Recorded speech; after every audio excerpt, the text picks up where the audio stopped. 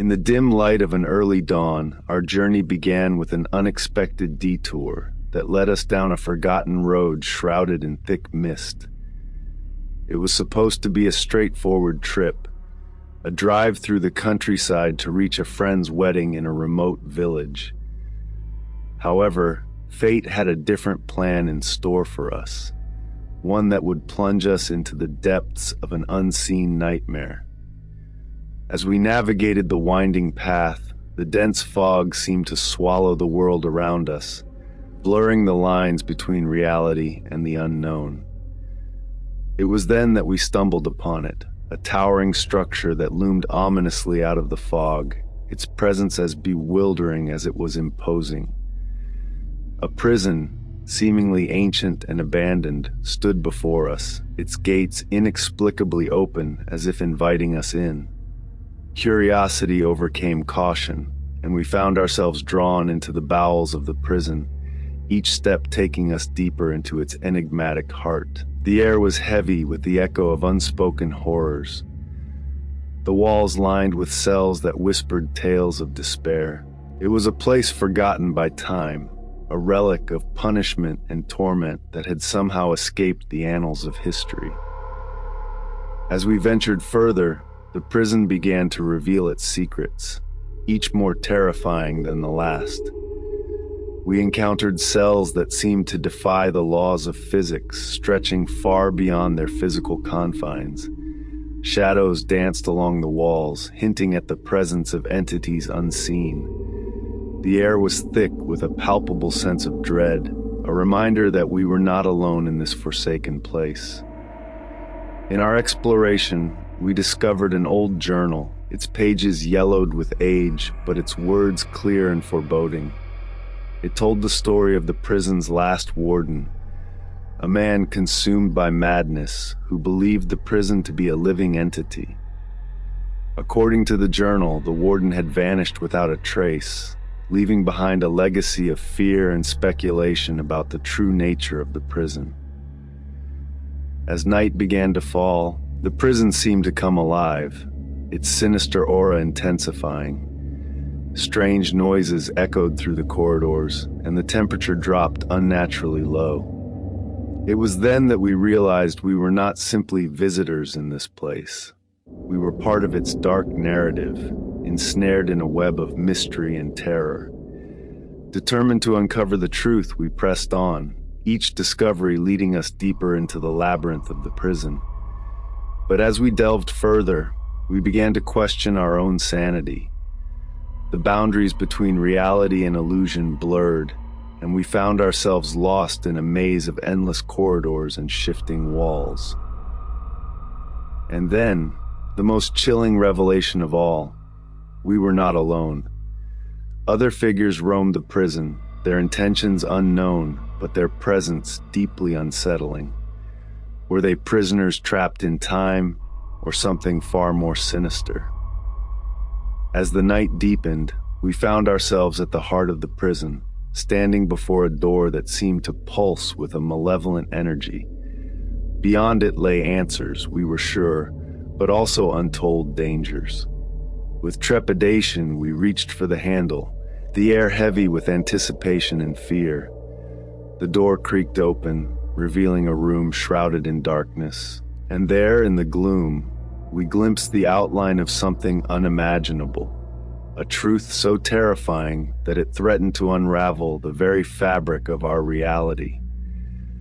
The room beyond the creaking door was colder than the rest of the prison, a chill that seemed to seep into our very bones. Our flashlights pierced the darkness, revealing a space unlike any other within the confining walls of the facility.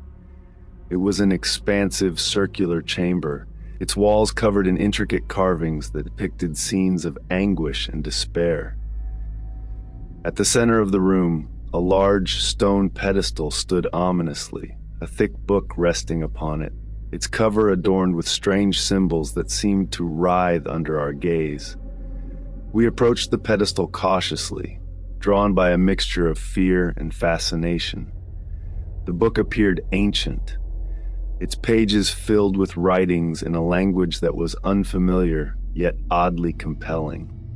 As we flipped through the pages, a sense of unease grew within us. It was as if the book was communicating with us, its cryptic messages seeping into our minds, urging us to delve deeper into the prison's mysteries. Our exploration was suddenly interrupted by a low, rumbling sound that echoed through the chamber. The ground beneath our feet vibrated, and the air around us thickened. The darkness seemed to grow denser, constricting around us like a living entity. It was then that we realized the prison was reacting to our presence, its ancient mechanisms awakened by our intrusion.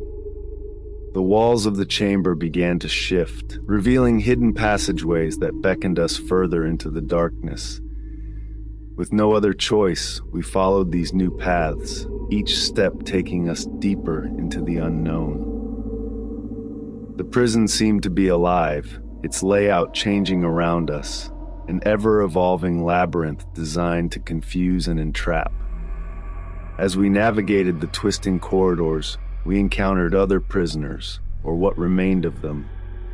Some were mere shadows, their forms flickering at the edge of our vision. Others were more tangible, their ghostly figures haunting the halls, whispering of their torments and pleading for release.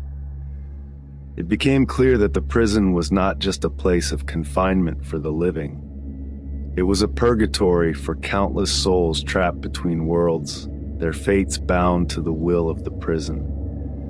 Among the whispers, one voice stood out, clearer and more insistent than the others. It guided us, its words a beacon in the oppressive darkness. Following the voice, we arrived at a section of the prison that seemed older than the rest, its architecture ancient and foreboding. Here, the voice revealed itself to belong to the warden, or what remained of him. His spirit was bound to the prison, condemned to oversee its damned inhabitants for eternity. The warden's apparition spoke of the prison's true purpose, a revelation more horrifying than we could have imagined. It was not merely a place of punishment for the living, but a crucible for the damned, a nexus of dark energies that fed on despair and suffering. The warden, in his madness, had sought to harness these energies, to break the boundaries between worlds, but in doing so he had become a prisoner himself, forever entwined with the fate of the facility.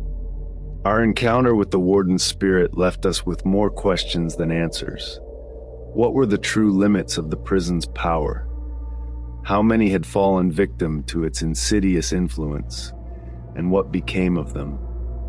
And most importantly, how could we escape a place that defied the laws of nature itself?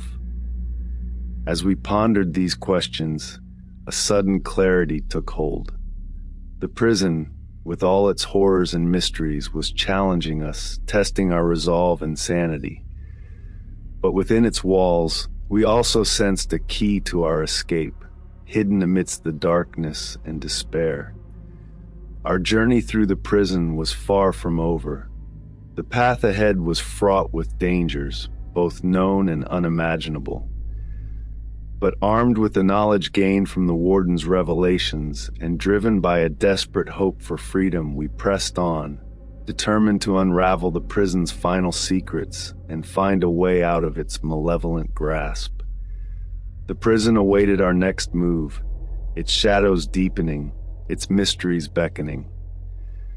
And so our story continues, a tale of fear, discovery, and the unyielding human spirit, all entwined within the walls of a prison that should not exist. In the heart of the prison, where shadows whispered secrets and walls breathed with untold stories, we pressed forward, guided by the warden's cryptic clues and the pull of our own determination. The deeper we ventured, the more the prison seemed to unravel around us, its structure warping, its reality bending to the will of some unseen force. The corridors twisted upon themselves, leading us in circles, until we stumbled upon an area untouched by the decay that pervaded the rest of the facility. Here, the air was charged with a palpable energy, And at the center of this anomaly stood a device of indescribable complexity, its purpose as mysterious as its origin. It was then that the truth dawned upon us, a revelation so staggering that it threatened to shatter our grasp on reality. The prison was not merely a structure of stone and iron. It was a conduit for a power beyond our understanding, a bridge between the world of the living and the realm of the dead. The warden had discovered this ancient force and sought to control it, but in doing so, he had become its servant, bound to the prison as its eternal guardian. The device before us was the key to it all, the heart of the prison's power and the source of its endless transformations. As we approached, the air around us hummed with energy, and the voices of the trapped souls grew louder, their pleas more desperate. Driven by a force we could barely comprehend, we activated the device, unleashing a torrent of light and sound that engulfed us. The prison shook to its foundations, the walls collapsing and reforming, the very fabric of the place unraveling. And then, in an instant, silence. We found ourselves standing in the middle of an open field, the prison gone as if it had never existed. The sun rose on the horizon, casting its light upon a world that seemed untouched by the horrors of the night before. Yet the memories remained, etched into our minds, a reminder of the journey we had undertaken. But the greatest twist of all lay not in our escape, but in the realization that the prison, with all its mysteries and terrors, was not a place but a manifestation of our own fears and regrets. The device, the warden, the shifting corridors, all were reflections of our inner struggles, our battles with guilt, and our desire for redemption. We had entered the prison as prisoners of our own making, trapped by the chains of our past. But in facing the darkness, in confronting the embodiment of our fears, we had found a way to free ourselves. The prison had vanished because we no longer needed it, its purpose fulfilled in teaching us the power of facing our demons. As we walked away from the field, the first rays of dawn warming our faces, we knew that our lives would never be the same. The prison that didn't exist had changed us, forging bonds that could never be broken and leaving us with a story that few would believe. But in the end, the truth of the prison lay not in its walls or its ghosts, but in the journey it had forced us to undertake. A journey into the deepest parts of ourselves, where the true prisons are made and where they must be conquered. And though the physical prison was gone, the lessons it taught us would remain, a beacon of light guiding us through the darkness of our own fears and towards a future of our own making. So, our story ends, not with the closure of an escape, but with the beginning of a greater journey, a journey of self-discovery, redemption, and the unbreakable will to overcome the unseen prisons that bind us. Thank you for listening to my channel.